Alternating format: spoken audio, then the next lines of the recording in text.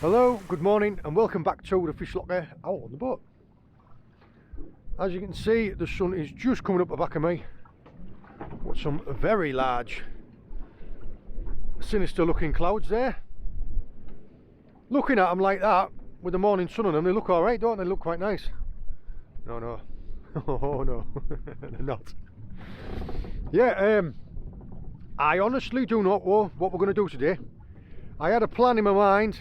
I was hoping though that this swell was going to die off. I don't know if you can see it, but yeah, it's not died off at all. There is quite a lot of swell still on. In some places about 5 foot. Yeah, there's not much more than I can tell you other than we're going to try and find some fish. I had hoped to have been able to try and find somewhere to put the anchor down, but with this amount of motion, I don't think that's going to be possible. We will just have to see what we can do.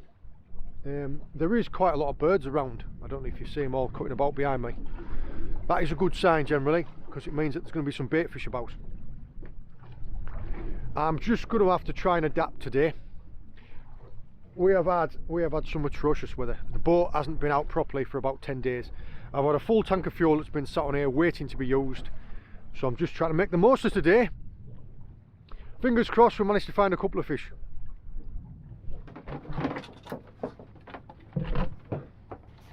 I didn't get to show you it, but that's a full string of 6 mackerel.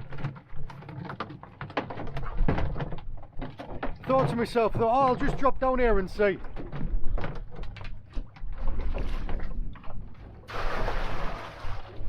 Yeah, I hadn't even I hadn't even set the camera up.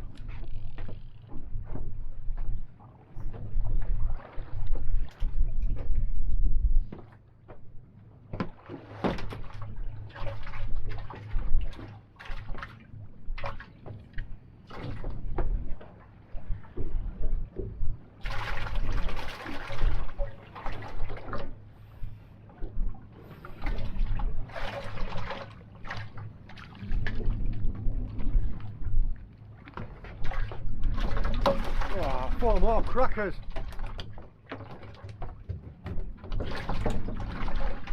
Some of those are a lovely size.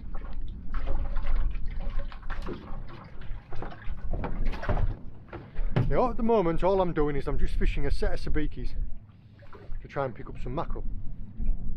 They've been really scarce this year, like really scarce. They've only just, in fact, I've caught more in the past 2 drops than I have in entire trips before.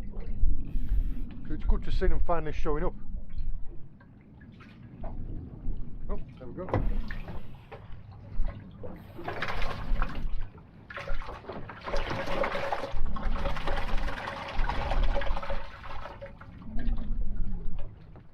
Right, well that's more than enough bait for a good session.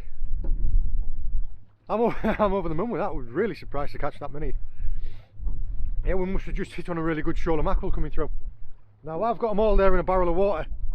What I'll do now is, because mackerel are shoaling, you've only got a finite period of time until that shoal moves past. So drop down and get what you need, keep them alive in a barrel and then dispatch them all at once. If I'd have took each one off the hook and dispatched it one after the other, I would have only been able to catch 3 or 4 before I'd already lost them. Perfect. That is a brilliant start.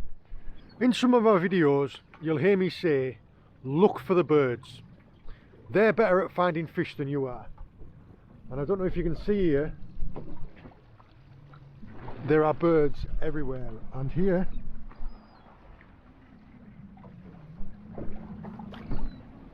that's tuna.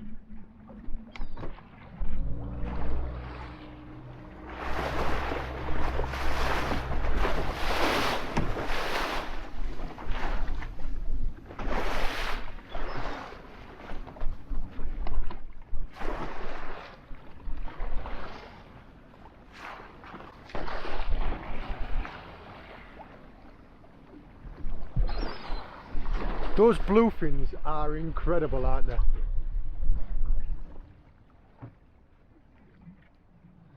Have a look, see if we've got any on the panoptics. No.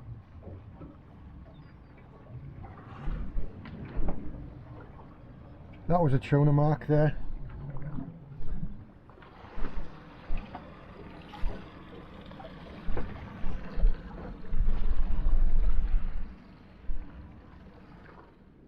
just dropping down now. I have managed to get myself, not ideal conditions as you can see, I have managed to get myself anchored up on a piece of wreck. And I'm just dropping down with a 1-hook wrecking rig. Now, I'm not sure how how we're going to swing around. Got an awful lot of motion in the ocean today, we've got quite a bit of wind, well, across the tide as well. I'm going to give it a go. I've come all this way, I'm going to give it a go. What we're hoping to catch is ling or conger. Ideally ling, I would like some ling. And just a very simple, hopefully I'll bring it up with a fish on in a minute and I'll be able to show you the rig. But it's a 1-hook wrecking rig.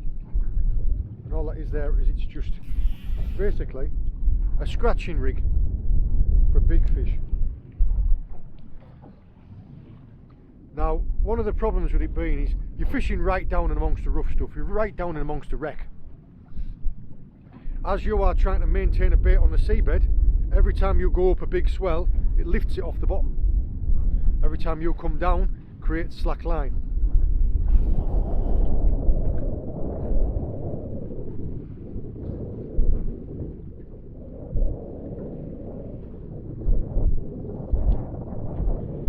So it is difficult to stay in contact with the bait. Not completely impossible, but just very difficult.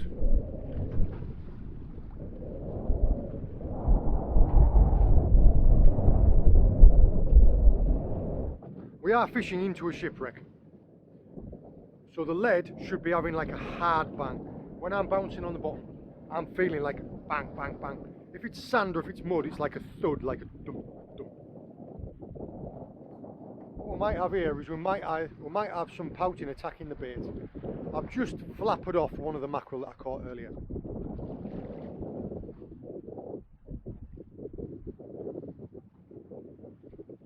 I was in a bit of a rush to get a bait down and to try and get fishing. If I do manage to pull a fish out, I'll spend some time showing you rig and showing the bait.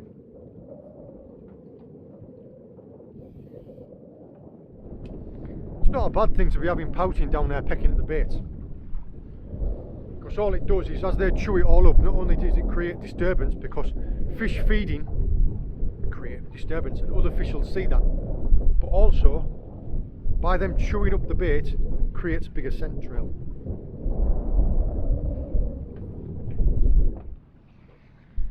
Ideal conditions for fishing on wrecks at anchor is small tides, neap tides, and ideally either not an awful lot of wind or wind and tide together, and not an awful lot of motion. Because it's better to be able to sit bang on in one position.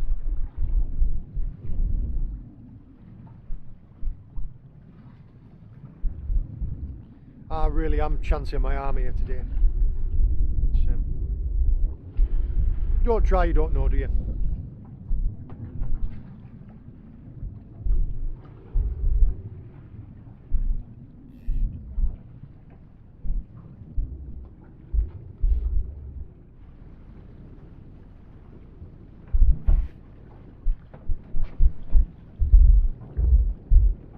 Those pouting are definitely hard on the feed.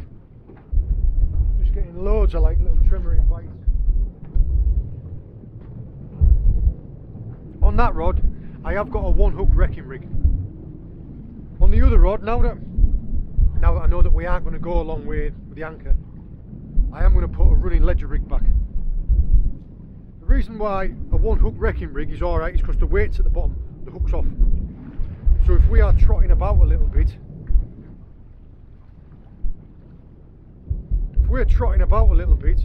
the hook's not got a lot of chance of getting snagged in the bottom. Whereas a running ledger rig where the hook is right tight on the bottom, if you're going to be like swinging around, you're going to hitch up in the bottom. And all that rig is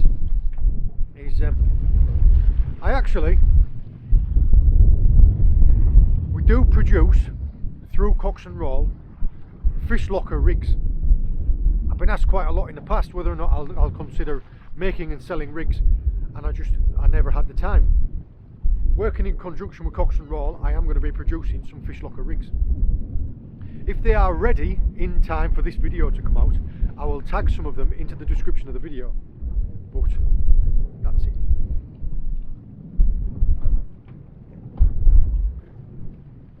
Ideal for conger and ling.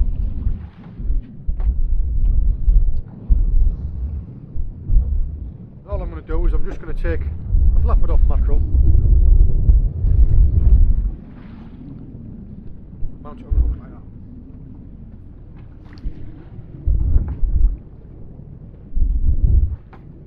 Now at the moment there isn't an awful lot of tide, so I can go away with an 8-ounce lead.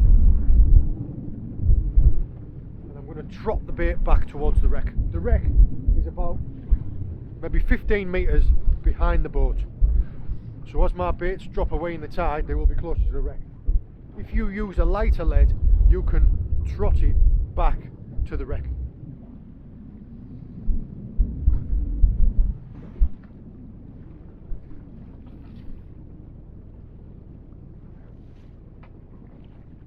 Yep, that's a fish.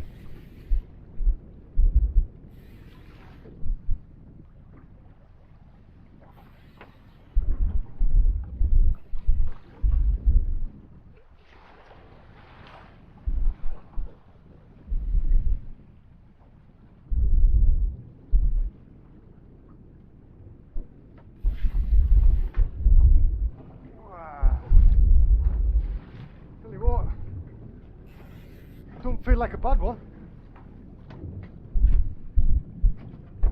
Don't feel like a bad fish, this.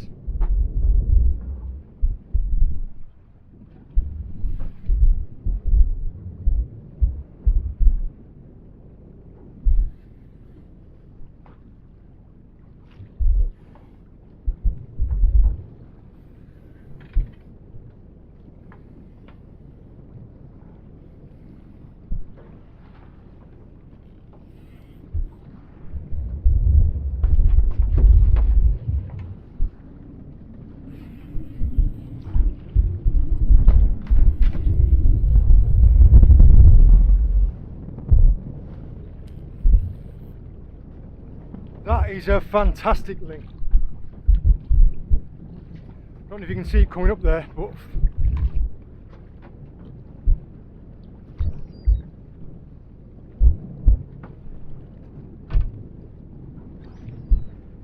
oh.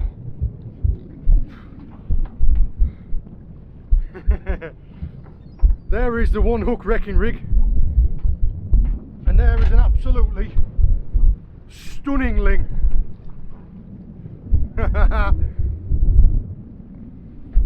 That's a good 20-pound fish, that.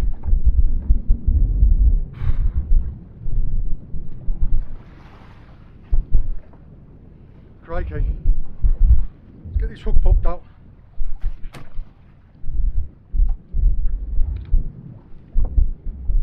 There's a hook out. That is an absolutely stonking fish.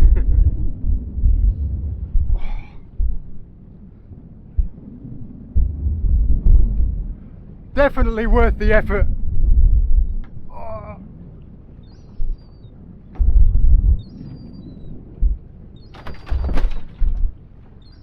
I'll get that fish properly dispatched in the plate. But yeah, perfect. Worked absolutely perfect. That actually couldn't have come at a better time, because we have the swells picked right up, the wind's picked up, and we have tripped the anchor. Now I will show you a little bit on the sounder to show you how I know. But yeah, we've pulled the anchor out and we're dragging it. So I'm going to have to go and try and pull it back up before it gets stuck in the wreck. So just hang on.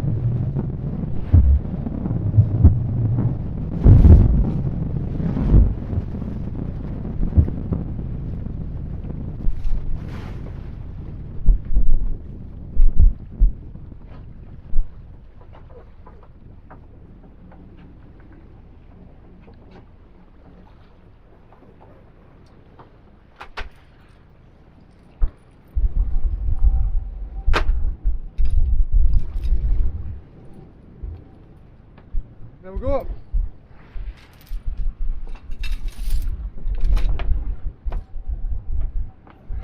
Right.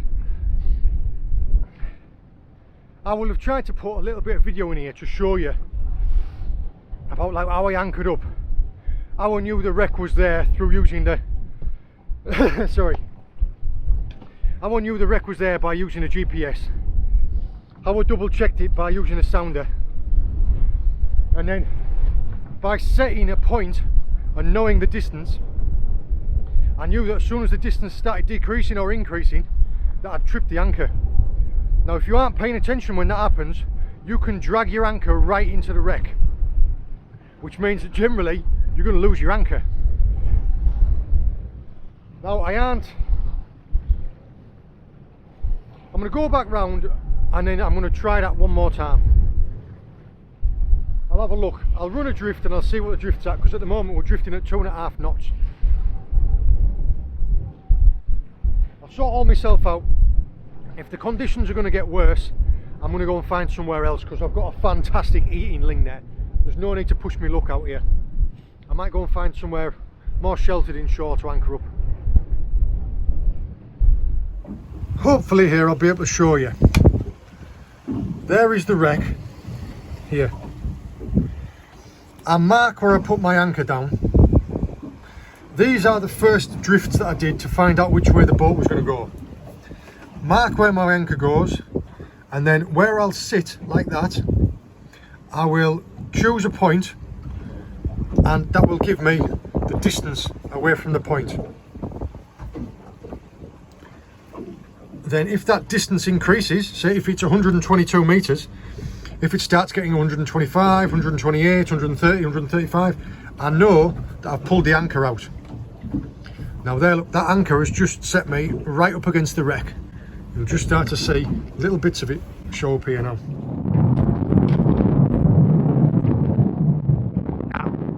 Tripped the anchor again, it's not working. It might not seem it, but I've come tighter inshore to get a little bit of shelter. I mean half the depth of water now, I mean 40 metres instead of like 80 metres. And I am tucked slightly inshore, just on the lee side of a headland.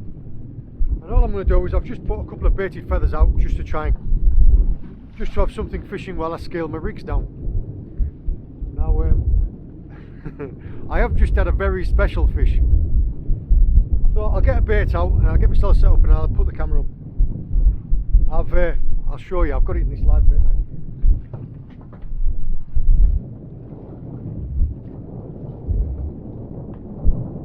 Now we don't see very many of these at all, but that there, whoa, easy tiger, that might have another.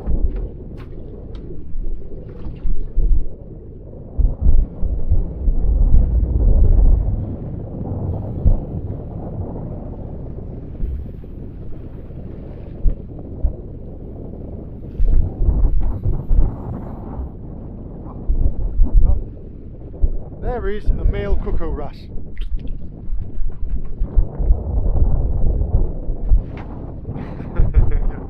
We are still getting thrown about a little bit, but that little fish what's in that bucket there is a red sea bream. It's a black spot red sea bream. We don't see very many of them at all, so I was really happy when it came up.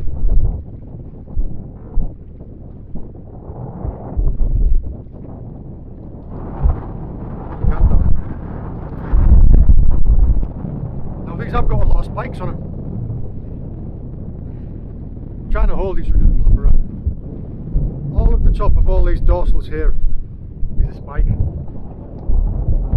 you see this black dot there? That's where it gets its name. Black dot red seal. There we are. That is a special one. That's a special species hunter one.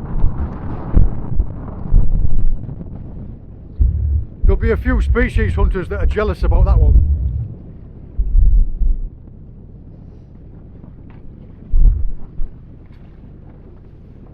That one's a nice horse mackerel.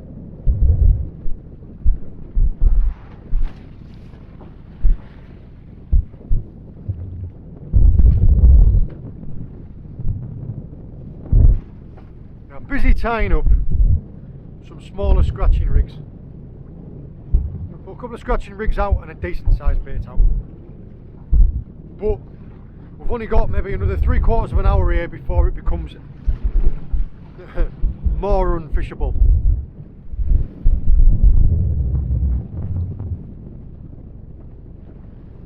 Another decent scad.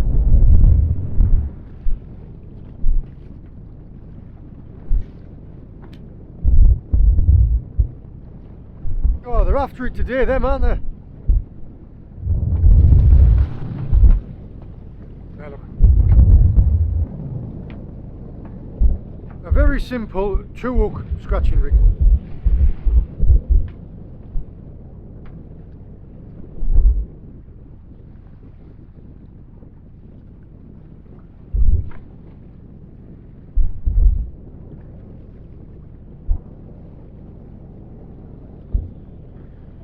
Pretty little female. This is a female cuckoo wrasse. The other half of the really pretty blue and yellow one we saw earlier.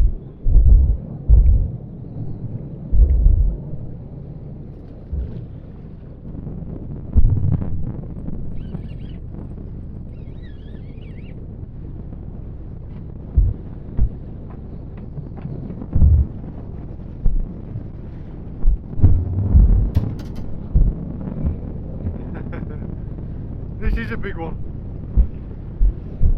A big fat pouting.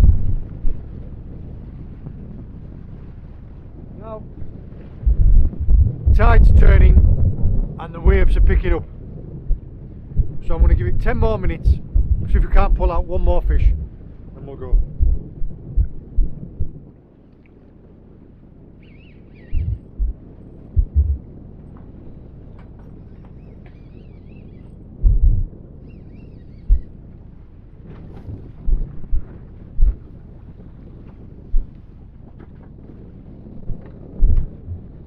Another big fat pouting.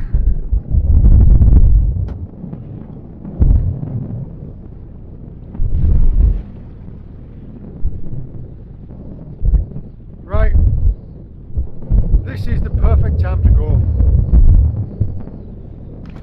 We have a rain squall just coming there. I'm gonna have to put the camera away. It's perfect time to pack up and head back in.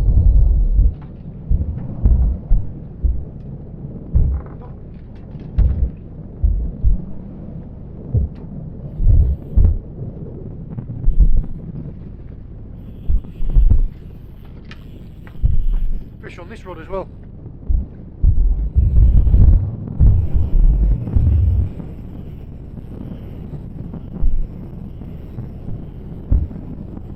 Oh no, the rain!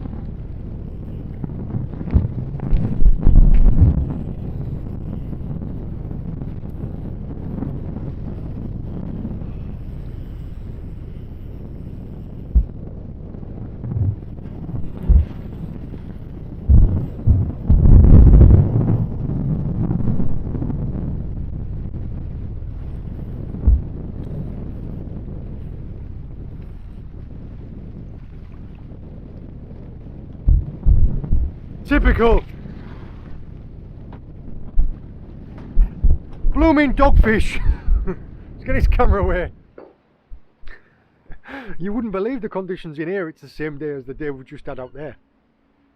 Just goes to show you, doesn't it, about finding some shelter inside, like a bit of a lee shore.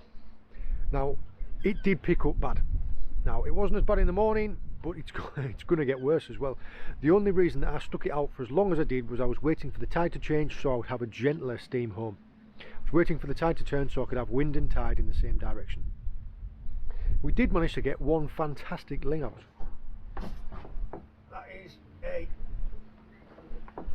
That is a bruiser of a fish. That was a stunning ling.